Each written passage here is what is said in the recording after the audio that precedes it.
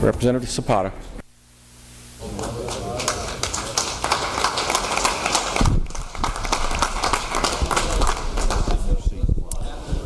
Thank you, Mr. Speaker. Okay, guys, you put a little pressure, and here's Representative Patronis just being himself, so thank you. Members, these 8 years do sneak up on you, but as folks have told me, or at least reminded me, at least I have more gray hair to show for it. When I was thinking about what I was going to talk about today, you know, one thing came to mind. Many years ago, I was taking a late night flight. I was flying into, I think, Texas or something. And the pilot went out over the PA and he said, you know, he goes to the passengers, and the plane was half empty, but he said, this is my farewell flight. So I guess they gave him permission to fly around the city. So that's what I'm going to be doing today, kind of taking a little fly around my time here in the legislature. I've left you a couple gifts. For the freshmen, I left you a little Serenity prayer coin. For the freshmen, you're going to need it. This process can get frustrating at times. And for all of you, you know, we're all leaders here. And I think we all pay a price and sacrifice at some point. So I left you an interesting ad that I ran across in the Texas legislature. It's a Cadillac ad that ran in 1914, and it's titled The Penalty of Leadership. So read it and enjoy it at your own leisure. I really want to thank you all. Whatever I have accomplished in this chamber has been because of the help of others. So I thank you. I want to thank the residents of District 119. I'm truly honored and humbled by their support and for re-electing me. I don't know if it was charity or a good sense of humor that kept sending me back, but thank you. I also have to thank the many volunteers and contributors who invested so much of themselves in me. We all know that we don't get in here unless a lot of people believe in us and help us along the way. I want to give a special thank you to my friend Gus Gill, Stephen Ferreiro, and Diana Mesa. Diana, I'm especially proud of you. I want to thank the people who protect the integrity and tradition and history of this institution. People like Ernie Summers, who told me once that it's important to know where this institution has been to know where it needs to go. To a man like John Phelps, an institution unto himself, who ensured that in this process, how we did things was more important than what we did. Bob Ward, who as Chief of Staff and Clerk, has always been a true professional, an all-around great guy. And to Bob West, who always helps us with his prayers and ensures that God is looking after us.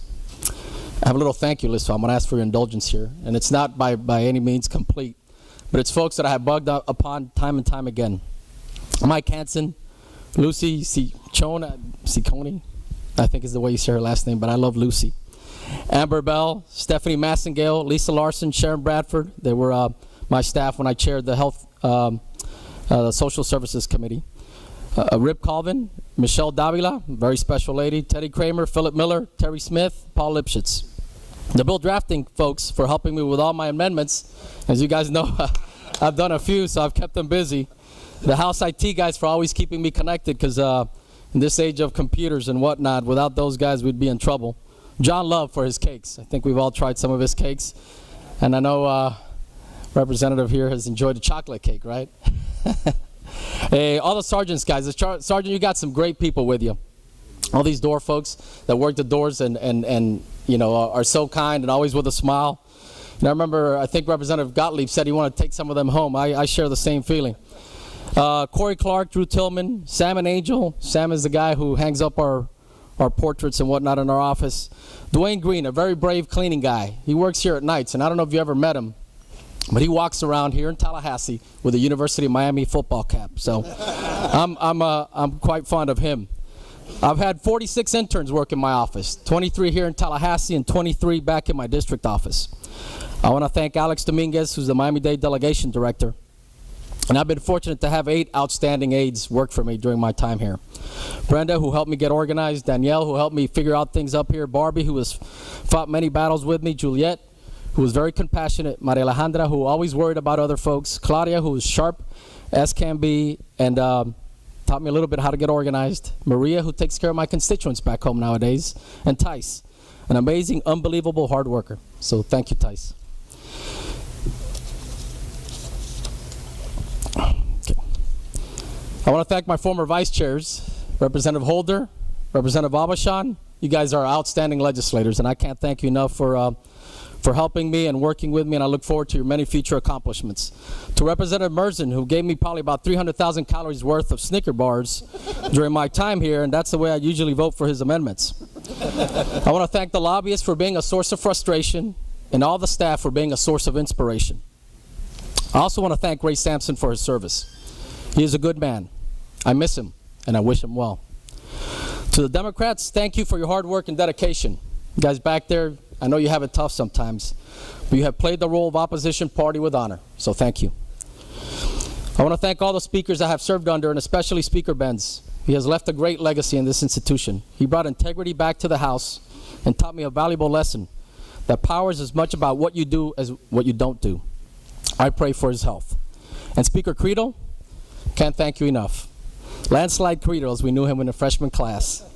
Thank you for rising to the occasion during these very difficult and tough times for the state of Florida. So thank you very much for stepping up and doing such a wonderful job at it too. I want to especially thank the Miami-Dade delegation. Yes, the Miami-Dade delegation. Every time we get together back in that bubble, you all know it means trouble. But I have truly enjoyed being chair for the last 3 years, and not because I was good, just nobody else wanted the job. It's an amazing and diverse group of individuals, so thank you. I also want to thank the members of the Hispanic Caucus, especially the guys who wore the Mexican sombreros. We played a prank on them, and hopefully they'll continue the tradition. But I'm very proud of the work we've done and the $150,000 we have given out in scholarships over the years. I also want to thank him because in 2002 it was known as the Cuban Caucus. That year in 2002, John Quinones, Puerto Rican from Orlando, and myself got elected, and so they had to change the name from the Cuban Caucus to the Hispanic Caucus. So I really want to thank them for that.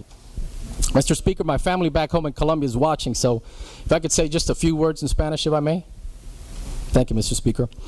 Bueno, a todos un caluroso saludo, y los quiero mucho, especialmente a mi tío Jaime, a mis primos Martín, Nicolás,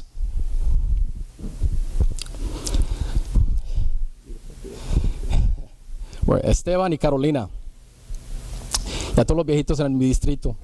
Los quiero mucho, gracias por su amor y su cariño. Siempre los tendré en mi corazón. You know, we go through session. Thank you, Mr. Speaker. I just basically said hi to my cousins and my uncle.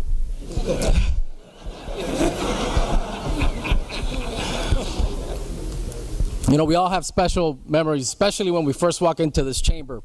But for me, you know, I had a great moment. I saw the title honorable before my name. It's always a little kind of uneasy. The first thing that crossed my mind is, I didn't feel very honorable, but it looked nice. But I don't know if you've gone through it, but I had a very humbling experience, and it happened during an organizational session. I sat in the back of the chamber there where Representative Abruzzo sits now.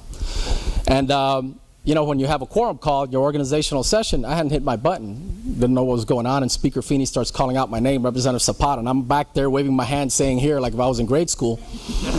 You know, Representative Gottlieb was standing right in front kind of looking at me, smiling. You know, Speaker Feeney kept calling my name, I kept waving my hand and saying here. You know, he kind of let me suffer for a little bit, and then he kind of leaned in and he said, you have to hit that green button. So that was a very humbling experience for me, and I just want to thank him for that. I've also seen some very interesting things in this chamber. For my class, our first session basically was the time that the Iraq War started. And it just seemed like every day we would get up here and have a moment of silence for some fallen soldier. And it really brought that war home and the price that is paid for our freedom. I got to see President Bush, 41, right there in the well crying out of pride for his son. Got to see Marino and Tebow throw a pass in here. A hawk flight right down the aisle. Saw Rep. Troutman propose to his wife. I saw Rep. Goodlett hiding underneath his desk when Representative Stancil was cracking a whip. So those were all interesting. Also, during our freshman year, we had 2004 was an interesting year, and there was a group of us called the Sweet 16. I know Representative Domino, Reagan, Merzen, Hasner, and Adams were part of that group. We made a little pin to commemorate it. And I just, sometimes you just have to take a stand around here. Another thing that I found interesting is, you know, you're going to be in a long day in this chamber when the minority party moves for the bill to be read in full pursuant to Article 3, Section 7 of the Constitution. The last time that happened, we were here till 3 a.m. Or when you're presenting a bill and Representative Susan Booker was recognized for a series of questions. You knew you were in trouble then. I have served with some great people in this chamber, some who left us too soon. I was witness to the courage of a David Coley, the dignity and integrity of a Mike Davis, Stan Mayfield, the iron-willed maverick who made this place fun, Don Davis, a man who knew how to enjoy life and bring happiness to others.